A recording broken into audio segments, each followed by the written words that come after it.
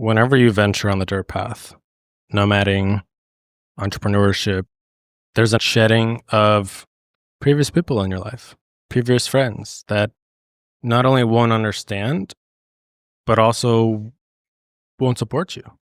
And at the same time, early on the dirt path, trying to relate to people doing it 6 years can sometimes be also like a weird spot. So it's this weird in between phase when you enter on the dirt path that can feel really freaking lonely. I had first thought of this concept actually when we were doing van life in the Lofoten Islands in Norway. The feeling of knowing something will be a memory when you're in the moment, and it's so special. What is this word? And then I came up with like real-time nostalgia. We had a long drive from Ubud back to Uluwatu, crazy Bali traffic.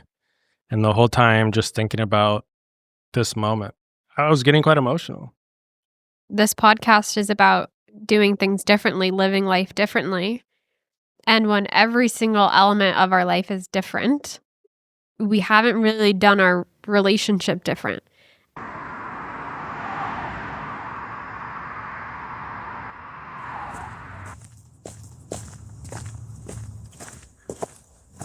Welcome back to the Dirt Path podcast. So you have stumbled into another Wanderers episode where myself and my beautiful girlfriend, Paige, are really just doing a little bit of a life update, a little bit of recapping some different things that we are going through right now as we're on the dirt path.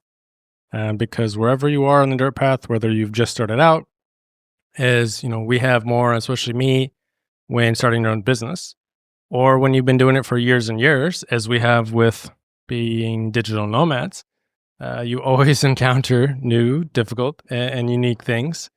And so we just wanted to come on, and on these episodes, we talk through what are some of the things that we're going through right now, and we do it every month.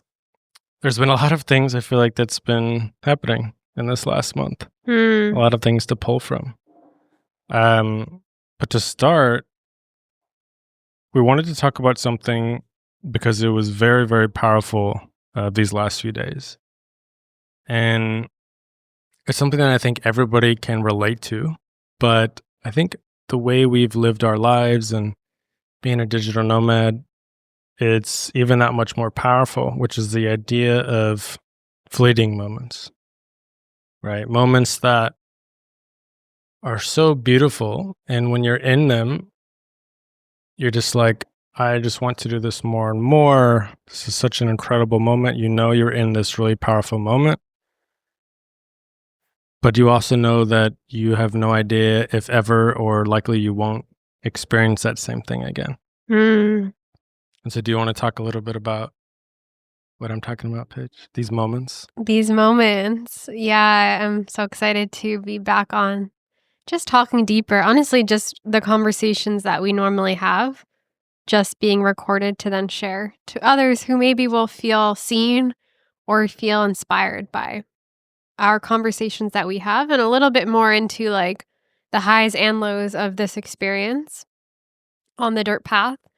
But these fleeting moments, it's funny because I had first thought of this concept actually when we were doing van life in the Lofoten Islands in Norway. Do you remember? Oh, yes. And I was making a video on TikTok, and it was just like recording me and you in the van in that moment. And it's like, do you know these moments when you're in something that you know will be a memory? And it's such a magical feeling because in the exact moment, you know it will be a powerful memory. Butterfly. I guess maybe we do a quick pause and say, if you're just listening, you're not watching, this episode is going to be a little bit different because this is our first outside. We're here in Bali at our beautiful villa, and we're literally, our backs are to the jungle. So true. I hope that you're feeling the energy, video or not, of where we are. We're outside. Yes, and it'll be interesting. We just had a butterfly fly in front of our face. Who knows? Maybe we'll get a monkey. I hope not. I don't love monkeys. I've had a pretty bad experience last time on Bali. Maybe we'll talk about that at some point. But sorry, go ahead, Paige. Yeah, so the feeling of knowing something will be a memory when you're in the moment, and it's so special. And I was recently in Ubud, and we'll talk about that. I did a solo trip to Ubud, and I had that same feeling again of knowing you're in a moment and like soaking it all in. And then I had this reflection of like, what is this word? And then I came up with like real time nostalgia. Like you're feeling nostalgia in real time. So if this resonates with you, yeah, think of what you felt real time nostalgia about. Um, and also I don't really think there's one word for it in the English language, but in Portuguese, I think it's saudade. So sometimes other languages have words for Hmm. Well, feelings. I just like how you put it on that video in Norway when you were trying to describe it that one day of just, these moments of like the moments where like there's just these moments that you think about these moments. I think that was about how you described it. And I don't know if I can describe it any better. Yeah, it's because you're speechless. Yeah, moments that are just so surreal. And like, it's like a moment in time. And it does not have to be just travel. Like, I think there's maybe people listening who are on the highway who know this feeling. Could be like a moment with a loved one. It can be being so present in your house that you've lived in for so long, but you just have this like, wow, the surreal moment in time. Yeah. And so maybe how we got to this topic, because there's a very specific moment I think that we each have in mind right now that just happened. Maybe we need a moment counter. So this weekend, Paige was in Ubud and I decided to join her. It was her birthday. And we also had friends that were leaving and they decided to do a big villa for kind of their last day, which also happened to be Paige's birthday, which is really cool synchronicity. I think it was 10 of us. We hadn't met anybody other than the couple that was leaving hosting. And it was very cool. Everybody coming from really around the world that they know and bringing people together in this epic, villa with this crazy pool and it had a paddle court. Everybody has like their own villa, right? So just a crazy experience that only because we're here in Bali that really we can do. And then you really didn't get to have, because there's so many people and it's something that I don't necessarily love is like big groups, is because I really like to go deep. That's why on this podcast, I've only done one-on-one conversations. I haven't brought in multiple people, right? As I love to have one person, we lock eyes and we go really deep, right? And sometimes in a group, there's different group dynamics. Sometimes you're posturing for different things. But anyways, it was a really good vibe. And as we were leaving, there was a Turkish couple. And we had chatted with them a little bit. But for some reason, like as we were leaving or saying goodbye, like they made the move of, hey, do you guys want to have breakfast? Right? There's something about it. I think we could each feel an energy, and that we'd like to learn more from each other. And so we went to go have a breakfast with this beautiful Turkish couple. And what started is, okay, we're just going to go have coffee and some pastries. I think we were probably at that place for 4 hours, just having some of the most deep chats, and I think for me, one of the most beautiful things was coming from the US. And whenever you're in the US, whenever you meet somebody new, the number one question is what, Paige? What do you do? What do you do? Either if it's not the first question, it's the second, right? It's always, no matter where you meet people, it's always, one of the top things, right? And it's in the US, it's a lot more ingrained, I think, of who we are is described by our profession. But while you and me, especially now, are both, enjoying what we do for work and passionate about it, I would still say it's not necessarily who we are. We feel like we're a lot more than that. And after this 4-hour discussion with this Turkish couple, we still had no clue what each other did. And I think that was so beautiful. It was a chat that you don't forget. It was a chat that there's these people from totally different part of the world, with a totally different upbringing, totally different experience. Yet we shared such similar values. We were able to really understand each other on such a deep, deep level. Hmm. Yeah, it's so powerful. And I think something I have reflected on a lot in my solo trip is a lot of people in America think, how are you alone or with your partner all the way on the other side of the world? You must feel so lost, or you must feel so disconnected, or, out of the blue, right? Like you were just randomly plopped in Bali, and how are you figuring it out? And actually, sometimes I feel way more at home and way more connected to strangers all the way across the world than some people that if I did stay in my hometown. And I think that is the beautiful thing about taking action on your dreams is it sounds scary. It feels like if you plop yourself in Bali, how will you ever meet like-minded people? But it actually is the opposite of like when you take action on your dreams, when you follow the path that is your path, you find your people. And it is almost the opposite can be true. If I stayed in my hometown, the feeling people might think I feel in Bali of feeling so alone, you actually can feel if you're not taking action on the path that is yours. 100%. And it's just, I think wherever you're from, the US is a very, very big place. So even if you've explored all of the US, it's still a bubble at the end of the day. And until you get out of that bubble and fully experience a place like Bali or wherever and truly, truly experience it, it's better than when you can, I think, come back, right? But to meet other people who have done something similar, who have, kind of burst many bubbles, so to speak, right? Like experienced many different cultures, experienced whole different ways of life that confront your views based on your reality of growing up, Mhm. right? Whether you grew up in US or Turkey like they did, you have these cultural norms, you have these experiences that you feel like is normal. And the more you travel, the more you realize that there's a lot more ways to life. And Mhm. sometimes what you feel so strong about is the way to success, happiness, whatever. You're confronted by that in a place like Bali where, the locals a lot of times don't make a lot, right?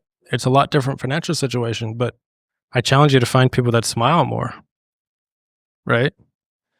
And I think that's something beautiful. And so I think why when we travel, it's a lot easier, I would say, for us to connect on a deeper level very quickly is because, again, even though our upbringings are totally, totally different than this Turkish couple, we still have a similar experience in leaving Mm. our place of origination and experiencing another culture with open eyes and curiosity, and have those kind of bubbles burst on the other side. Yeah. And it's too unlearning. We all have gone through unlearning because when you go off to set your own path, you're no longer on the highway in which you're following everything that's set out for you. And what I believe happens with that is you unlearn, you take away, you subtract everything that is conditioned, learned patterns. And so who are you? You're back to your essence of your soul.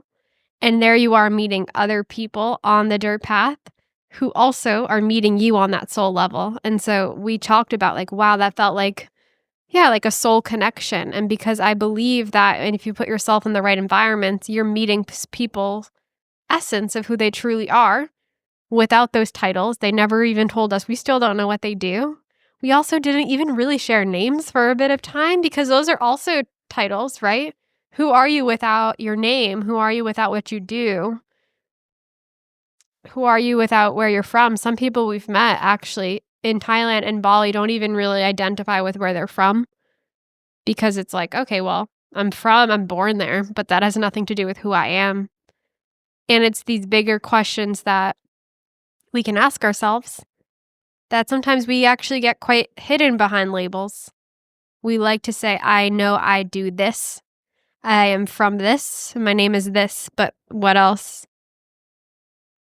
There's so much that I want to talk about with this. I feel like there's so much there, but one of the things that comes to mind is whenever you venture on the dirt path, nomading, entrepreneurship, etc., there's a natural shedding, I think, that happens, right? Shedding of previous people in your life, right? Previous friends that not only won't understand, but also won't support you and almost want to pull you back to where they are because it's, for whatever reason, whether it's jealousy or they're scared of losing you or whatever it is, there's just regression and this rejection of previous people in your life. And fear of the unknown too. and at the same time, when you're, especially again, early on the dirt path, whatever it is, you're not quite as experienced as other people.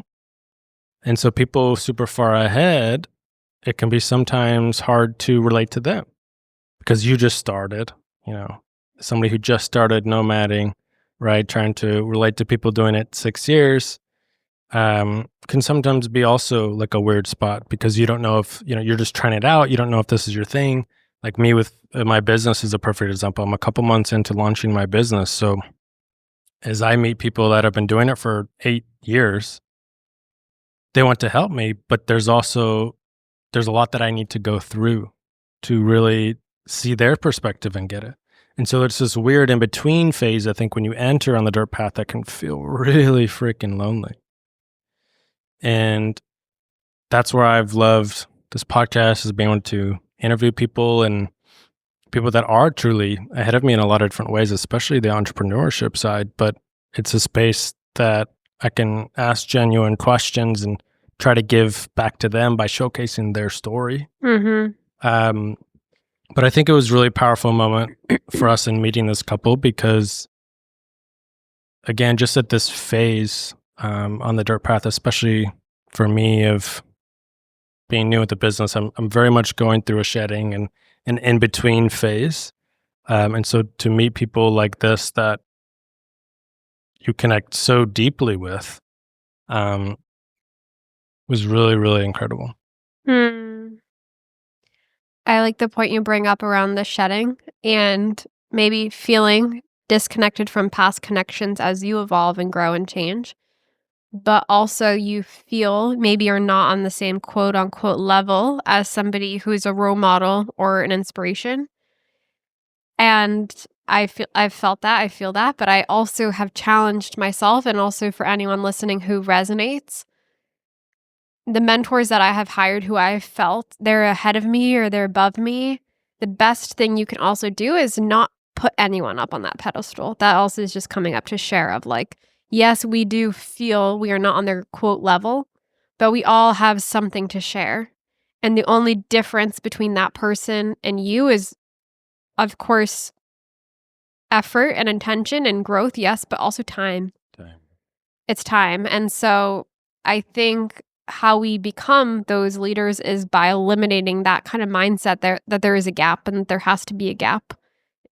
And I think we said this in a past episode, but like you have the wisdom. It's just the time in which you chose to start your business and how long you've been doing it before. And maybe there are way less qualified people out there starting before you, but they're just deciding to start. Doesn't mean that they're necessarily more ahead of you. The other thing that comes to mind that I want to speak about, this idea of the fleeting moments. And again, everybody can resonate that's listening to this. They have a fleeting moment in mind. I think especially travelers. And so one example I think is one of my really good friends. He always talks about this, where he went to Nicaragua, this place called Little Corn Island. And when he went there, it was, I don't know, probably 10 years ago, whatever it was. But before it really started being popular whatsoever. And it was just a very, very basic island where he scuba dove, did scuba diving every day. And then he would come home and sit around the fire and have a dinner with friends, and Mhm.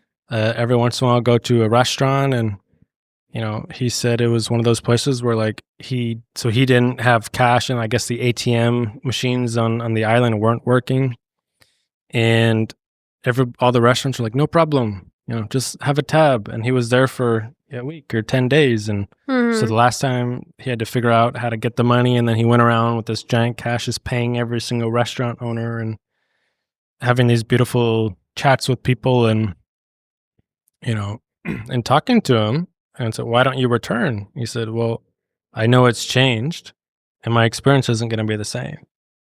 And I I love this memory that I have of that place in my head, and I don't want it to be ruined by going back. Mm. And the reason I bring that up is we had this first meeting with this couple, and then we had a day where um, we had a page day. I would say we went to like a Balinese healer, right? And we did this water purification ceremony, and with the local Balinese guide, and he took us to his house and talked to us with some of his traditions and the offerings, dressed us up in the local garb and everything. Beautiful, beautiful experience. And anyways, the next day we were thinking about what to do, and we weren't sure if we should hang out with them again. And part of that was, you said it, Paige, was why. Yeah. It's hard when you meet somebody. It's like to know how much energy to pour into a new connection. It's almost like your mind plays out like which connections are worth it.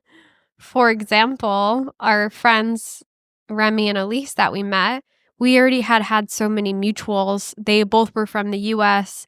So subconsciously in my mind, it's like check, check, check. Like it's worth it to invest your energy and your time and your vulnerability and your depth, because the odds of us seeing them again or reconnecting or growing together or partnering or XYZ, there's more value.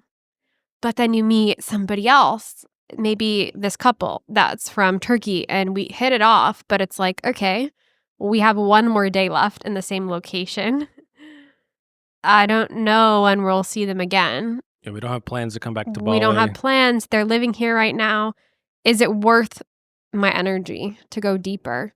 And that is the sad reality of some connections that I'm still kind of getting over that hump, because what is that quote? It's like better to have loved until lost than to never love at all, in a way. Like better to have this connection in this moment in time rather than to like shield yourself and never experience that depth because you're scared of losing it.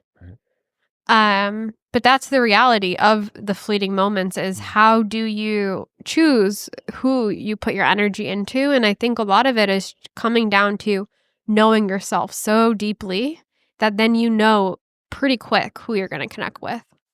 And I think you really do that beautifully, of like, you can kind of discern like, oh, that person's awesome, but not for me. And this person, I don't really know them yet, but I can feel the vibe and the energy that they're worth my energy in a way. Yeah. Yeah, and it's just a reality of the digital nomad life. I mean, that's really what our conversation, I think, is going to be today. Of as you live this life, of you're in a place for 3 months, a month, Mm, 6 months, these little things start to come up a lot, yeah. right? It's because it is a lot of energy to have such a deep conversation, but to then you never know when you're going to see somebody again. There's something beautiful about that you had this incredible connection on the other side of the world, again, with people of such a different upbringing, Mhm. but something so hard about it. That's like, again, Mm. we have no idea when we would see these people again. And I want to say some people might be like, then why do that? Just be in one place. Just stay in the US in a one little town. But I also think it's beautiful that we have that experience. Mhm. Like, when are we going? How, like, you're putting yourself in a situation where you're in a villa with couples from all around the world and you connect on such a deep level. It's like you don't want to live your life avoiding that feeling because of the fear of its impermanence. I like to think of it, I mean, it's the saying, you're living life to the fullest. And what that means is the highs are higher and the lows are lower. Yeah.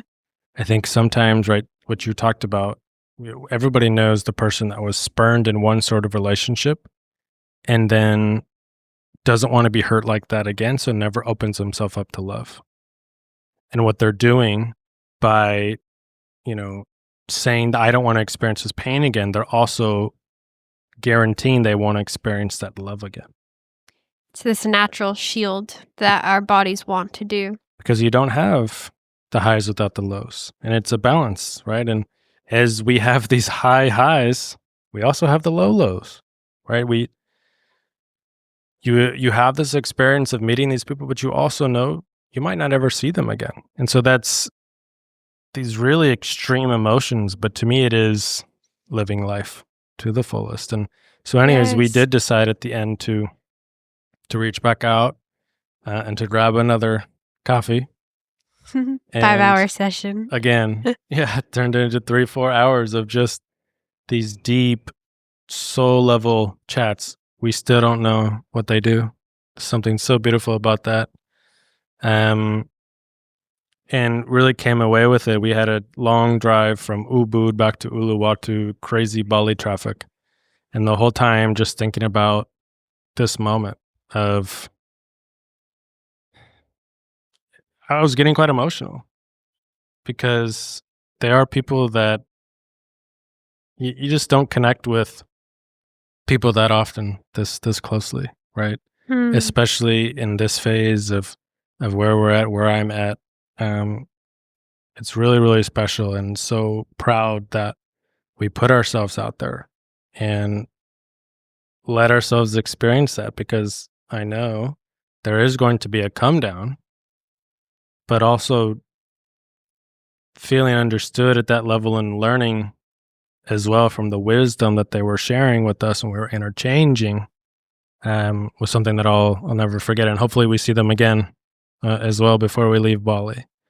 We're going to try to make that happen. But it was something that it really kind of hit us out of nowhere, right? These last few days. And yeah, for really what was it, 3 hour car ride back yesterday? A lot of it, I was really thinking about this and we were talking about this.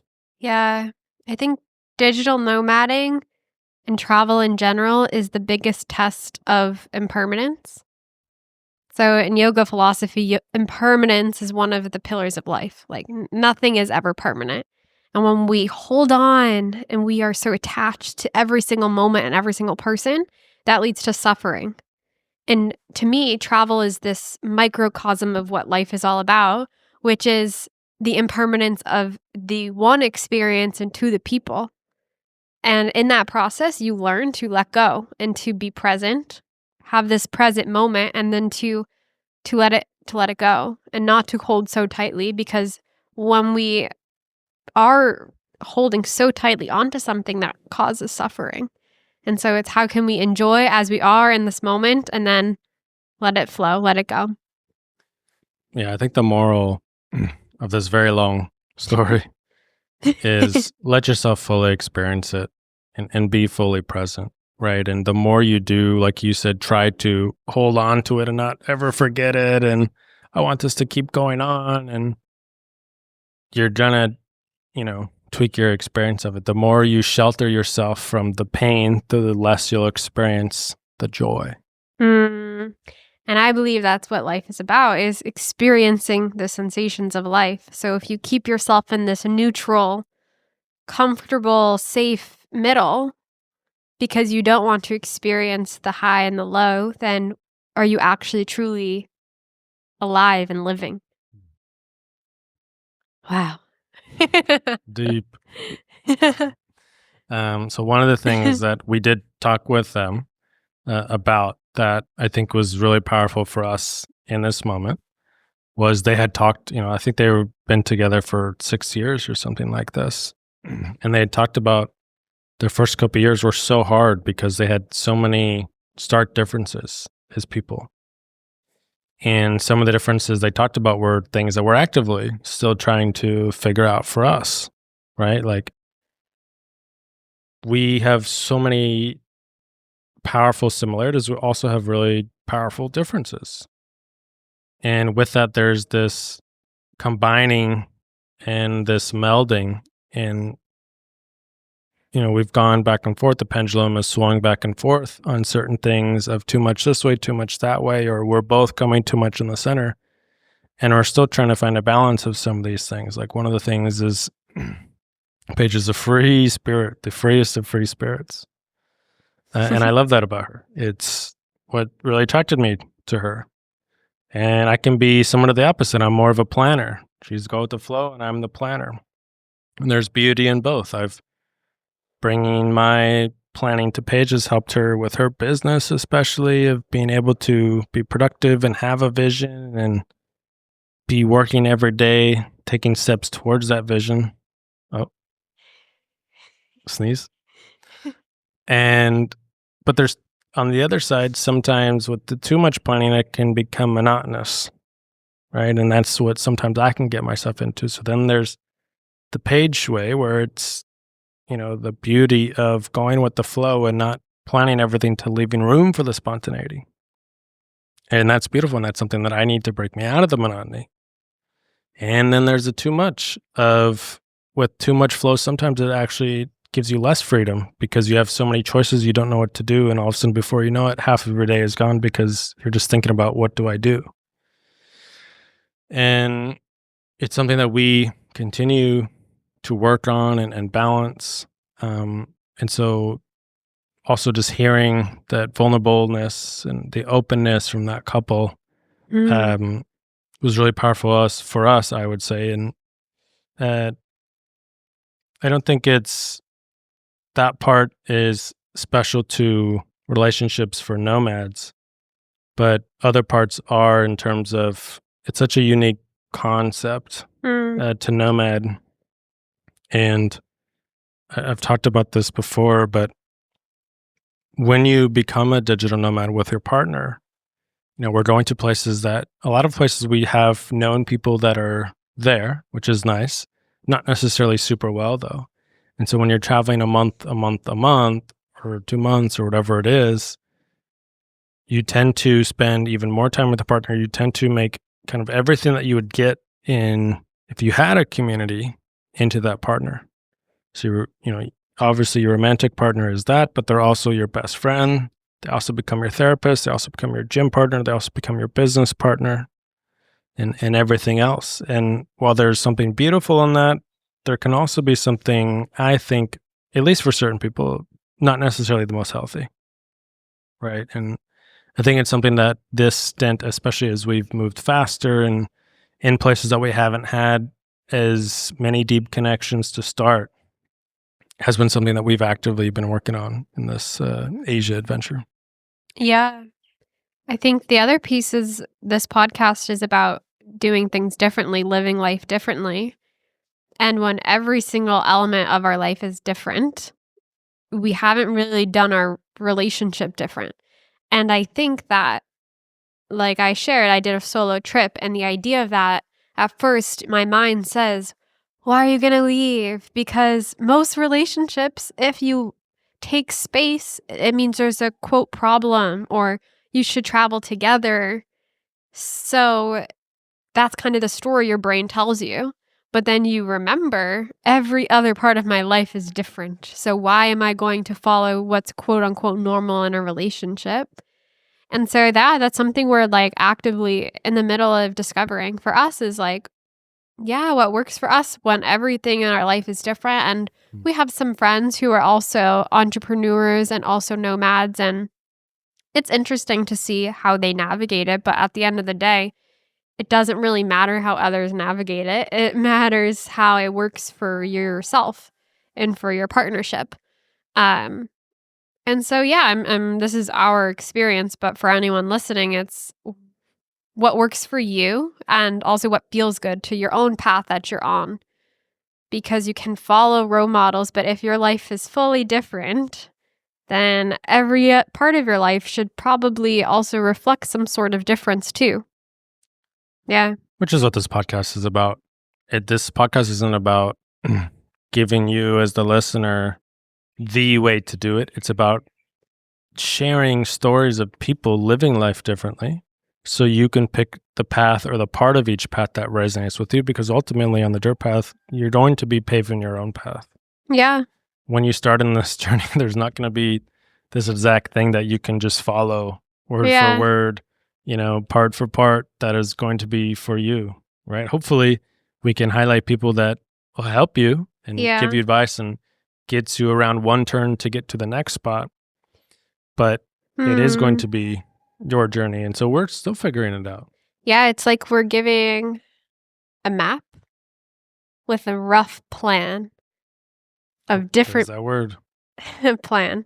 With a rough, like, okay, you could take this path, you could take this path, you could take this path, or you can throw away the map and go on your own path that suits you. You'll get to the destination. But hopefully through these conversations, you can pull something that helps you navigate your own a little bit more clearly. And I think for us, it was incredible to hear from other people who have experienced that and fully experienced it from what they were saying. And we're on the other side and we're clearly stronger for it. I mean, she had as they were talking about it, like she was going into detail about what that looked like and started crying about how thankful she is of like how they persevered, right? And how beautiful their relationship is. And that was such a vulnerable and open moment that you really appreciate. When we shared like, hey, we're actually in this, like, what advice do you have? And like, what helped you through that? And so again, we don't have all of the answers if this is something that at all you are going through, but hopefully it helps just hearing that other people are experiencing something like this. And so you decided to do the solo trip.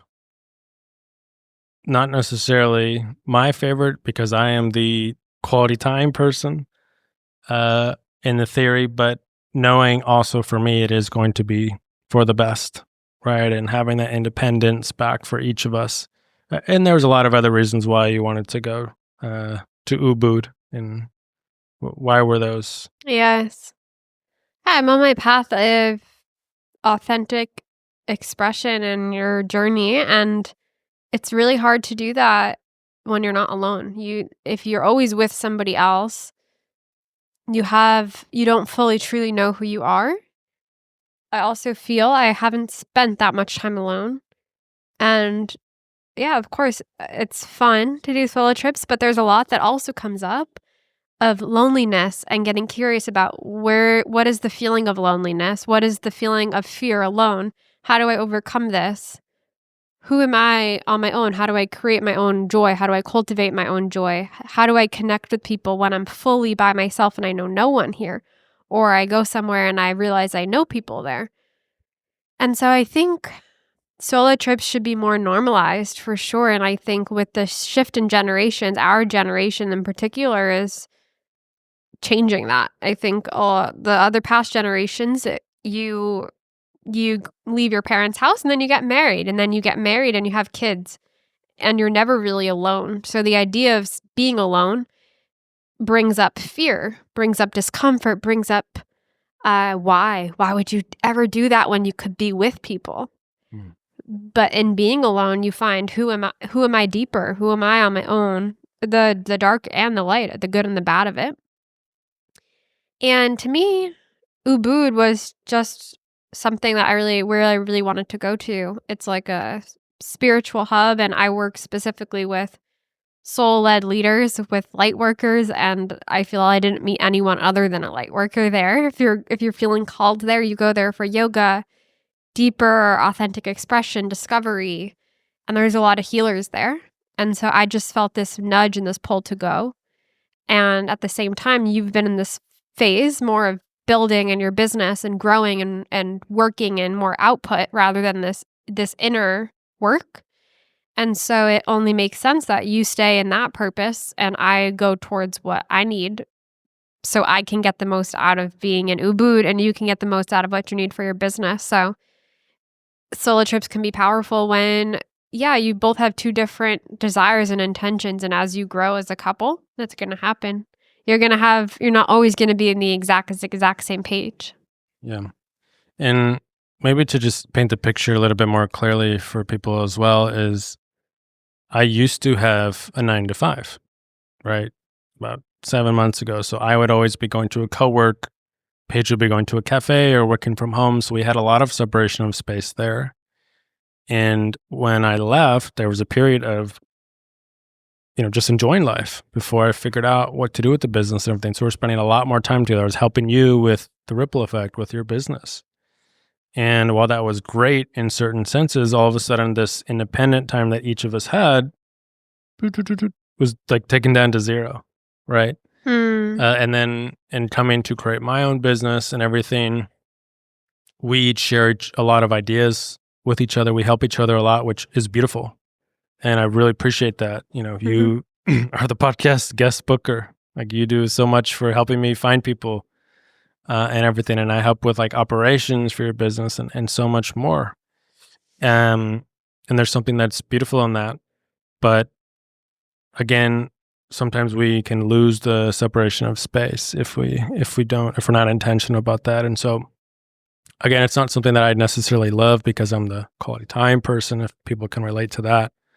Never want your partner necessarily to go, but at the same time, for the personal growth side, that if it does feel challenging, it's probably for the best. Yeah. And it is. I mean, just in the sense of feeling gratitude for what that person does, day after day for you that you forget about, right? You have those moments, and I think missing the other person is such a powerful thing because it's so natural to take things for granted. I mean, like our lives, we see these crazy beaches, these crazy waterfalls all the time, and you can normalize that. But if you take an extended period of not seeing something and then go to something, you appreciate it that much more. Right.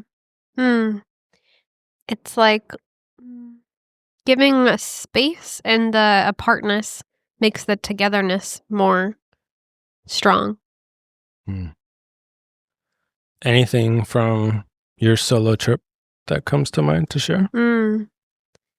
Well, back to the fleeting moments. I was journaling at this cafe, had a cappuccino, my journal. I was looking out at the rice fields. And that was one of those moments of like, wow, like, where am I going to, like, how did I get myself here?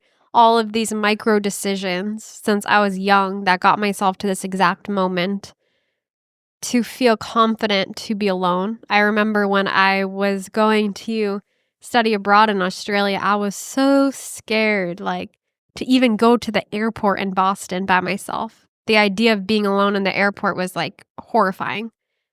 And then to be in that moment of like, wow, like here I am on a Wednesday journaling by myself in Ubud, feeling so regulated and safe and calm. Then I was journaling and actually scheduled a LinkedIn post that will go up in a couple weeks about this feeling, about these moments and that we talked about with the nostalgia. And then I leave to pay.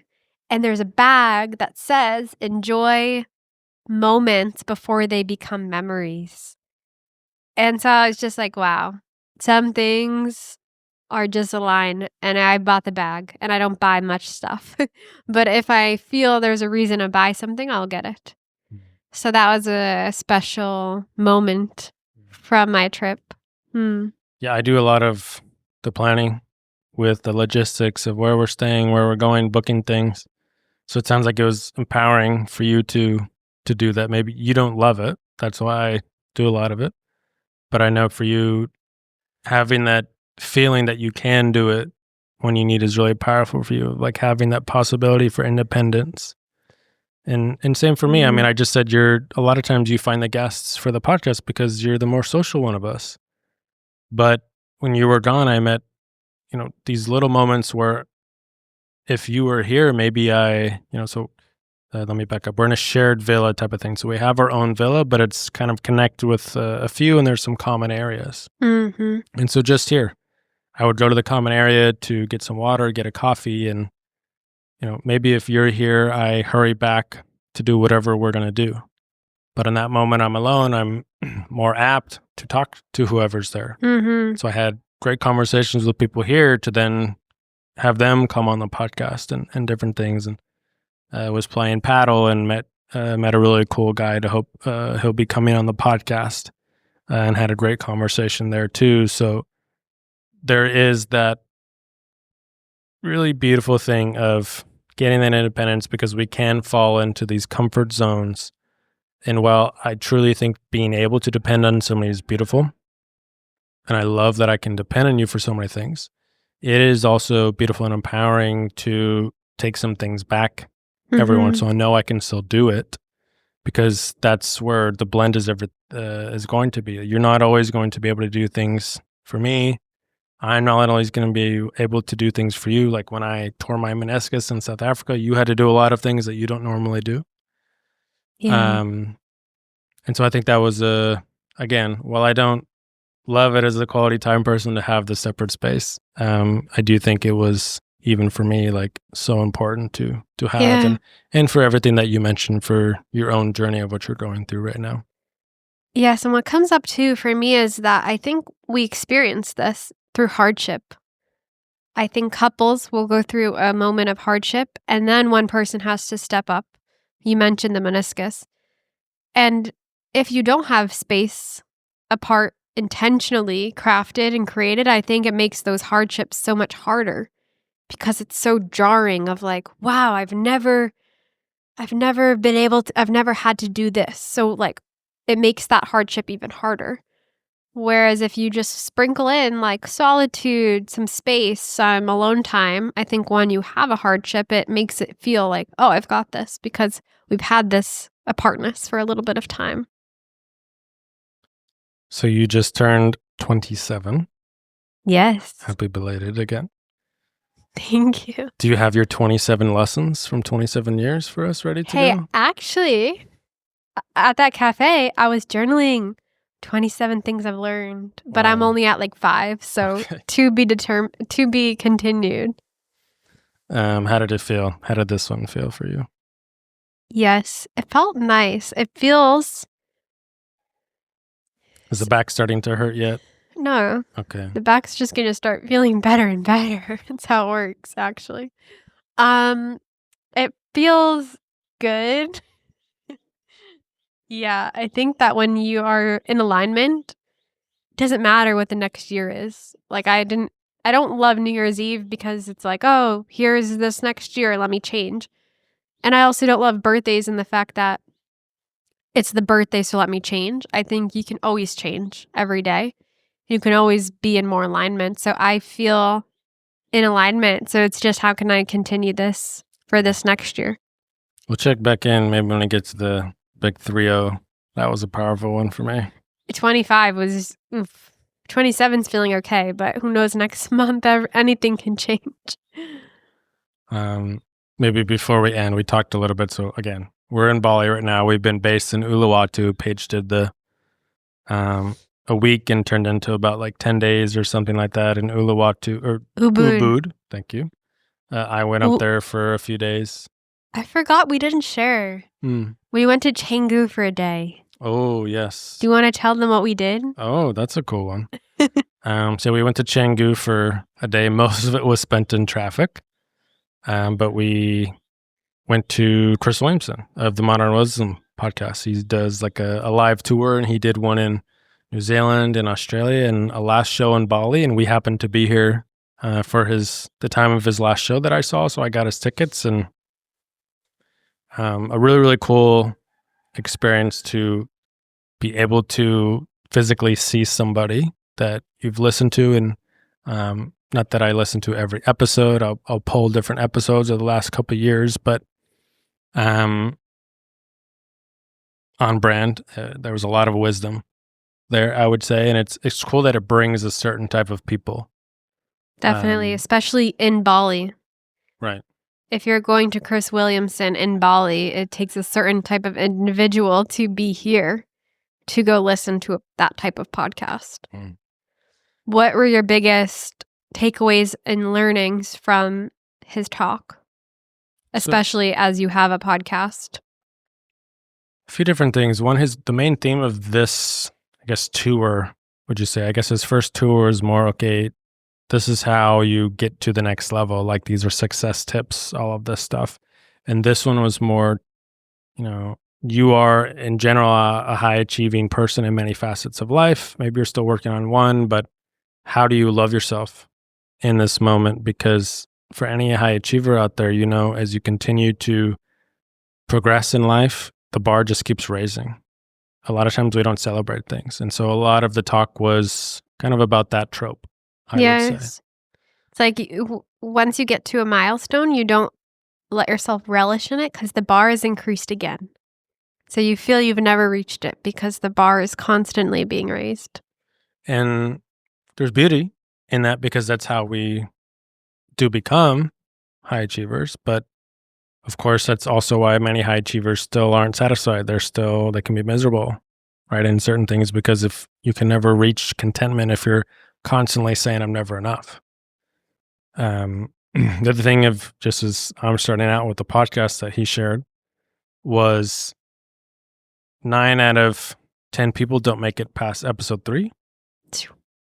And then of that one person that does, 9 out of 10 don't make it past episode 20.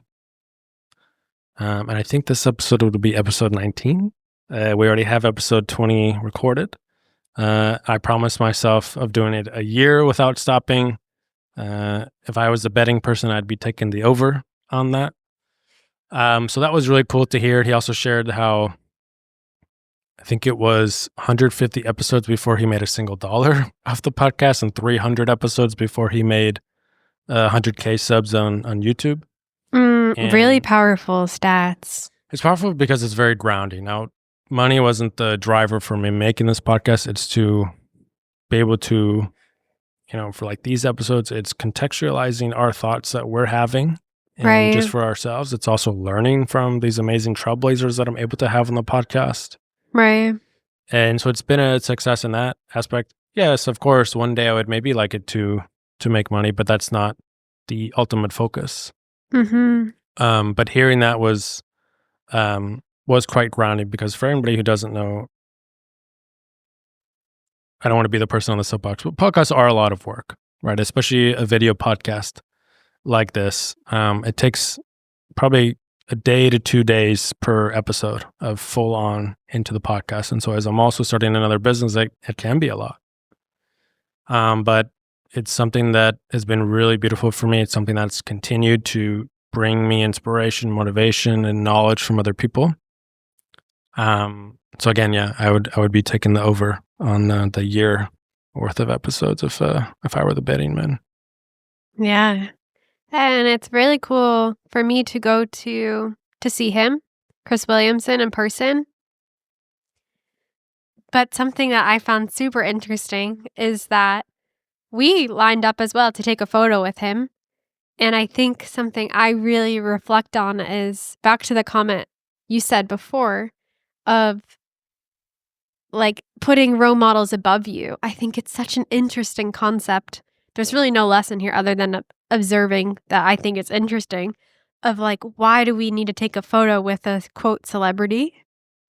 And yeah, it's just an interesting thought that I keep thinking about because we do it in so many ways. And even I was at the Bali Spirit Festival when I was in Ubud, and people were taking photos with the instructors too, certain well-known spiritual leaders. And the idea of photos with somebody who's done something that you're inspired by is just, it's interesting to me. It is interesting. Yeah, a lot of people in that line were like trying to have their moment when they got the picture, shook his hand and stuff like that.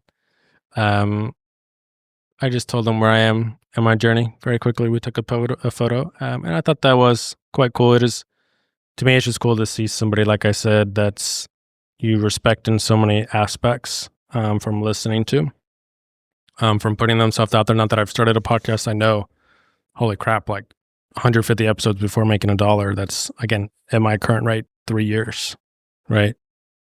And that's a lot of freaking work. So there's a respect of that as well, that I really appreciate. But it is an interesting concept too. Maybe last thing before we go is while we were in Ubud, like I kind of teed up a little bit, we did the day of going to the Balinese local healer and the water purification. These were things on your list. Anything that came from that or any more details that you want to share? Any more what? Any more details, any takeaways from that, or just painting the picture more for what that was? Yeah. I would say those were powerful. The water purification ceremony is really common in the Balinese healing space. And what was the water purification ceremony? So you often go with a guide. So we went with a local guide, and you are dressed in Balinese attire. So typically this is a sarong and a top. You're not just going in your bathing suit like we might into the water. And typically there's a lot of mantras and prayers that are said before. Sometimes guided by your guide, or sometimes they do it and you're just sitting in meditation. Then you go into the water, and it's to purify you, mind, body, and spirit. And it's the analogy of basically purifying you from the inside out. So you wash your mouth, and then you're cleansed by the water. And so, yeah, that was something I really wanted to do. Part of the culture, experience their culture. You saw a lot of other local families going in there, so I'm not sure how often what is typical for people in terms of that. But you also share your offering, which is the flowers and the incense. So that's popular all around Bali, is the offerings. But I think the biggest takeaway for me is just also going to the Bali Spirit Festival, the power of like-minded community, being around others with the same intention of spreading light, raising the collective consciousness, and being around people from all over the world who are healers in their own form, in their own way. And you can just feel the energy shift of that type of work, and also that type of enjoyment. Like, I think spirituality can be so serious, but also I loved the element there that was play and joy and laughter and singing and dance, and that is also a spiritual practice too. It doesn't have to be so serious, reading texts and meditating in silence. It can also be this enjoyment element. So that was my biggest takeaway of how can it be both, and how can you put yourself in more environments to meet like-minded people. It was a beautiful local experience.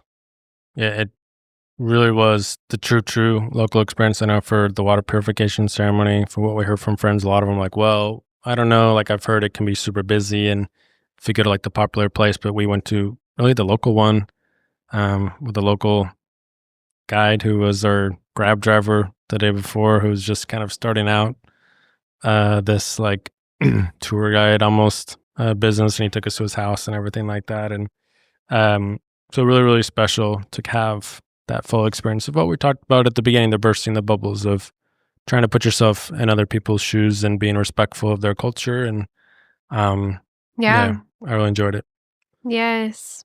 Well, thank you, Paige, for coming on and sharing a lot of vulnerable stuff that we're going through. Hopefully people resonated with it. If you did, please leave a comment and wherever you're listening to this, or reach out to us at thedirtpathpodcast@gmail.com if you don't want to put a comment in public, just saying maybe you've experienced some of this, and it just really helped to hear people along a similar path.